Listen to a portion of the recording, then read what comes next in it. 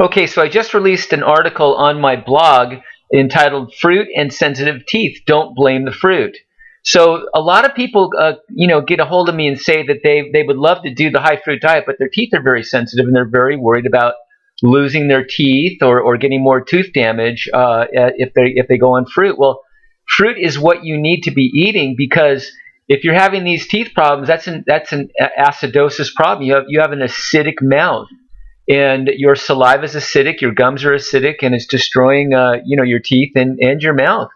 So the fruit is what's going to dissolve the mucus, get the lymph moving, and get the acids out of the lymph that's in the mouth. So we need the fruit. So how do we do this? How do we get the pulling and healing powers of the fruit to be able to come into the mouth? So what I want to do is explain the steps that you can take to do this.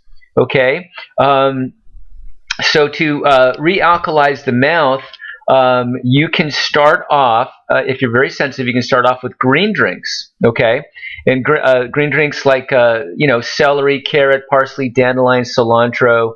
You can make those or buy those. Those are alkalizing to a degree. Not like the fruit, but not everybody's ready for the fruit yet. So this is a good sort of bridge into that. So do those. Okay. The next thing you do is drink Javana detox tea or Dr. Morse's Heal All tea. Hold it in the mouth and swish it around for a few minutes and kind of gargle with it, and that will pull acids and toxins and get lymph moving in the mouth and help alkalize that mouth, that saliva in the mouth. So that's a trick you can do too. Another trick you can do is get some test strips. They sell them everywhere. I got mine off Amazon.com. And test the pH of your saliva. A lot of people have very acidic saliva, and 7 is it's a gauge between 1 and 14. 7 is neither alkaline or acidic, so you want to be 7 and above, obviously. And it's interesting that children have a average pH of 7.5, which is very alkaline saliva, and adults are down around 6.5. So this shows you how the mouth becomes more acidic as we age.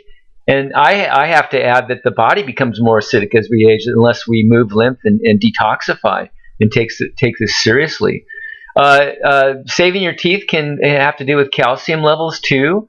If you're having a lot of tooth damage and tooth decay, it could be weak parathyroid, which is your calcium utilization. You can take a kelp supplement to help strengthen that. You could do a parathyroid glandular to help kick the parathyroid up. But you got to detox too, because a weak parathyroid is a sign that your lymph is not moving correctly. Okay, you can rinse the mouth often. Let's say you do the test strips and you're down, around 6.5, 6, whatever, on the pH. You got an acidic mouth. Let's say you're a smoker, cigar smoker, whatever. God forbid you chew tobacco. Anyway, so you've got acidic saliva. You can rinse the mouth out throughout the day. Take a half a teaspoon of baking soda or Himalayan salt or Celtic salt or sea salt even, and just have a little mouth rinse with that as much as you can. That'll help you alkalize. But you really need to get in there and move lymph, you guys, with the herbs and with the raw living foods. Hopefully more of the fruits. Overall lymphatic detox will help the mouth alkalize eventually. You can do some neurolymphatic massages. That's where I have a video on my website how to do that. You can actually touch certain areas on the neck, which will help the head drain.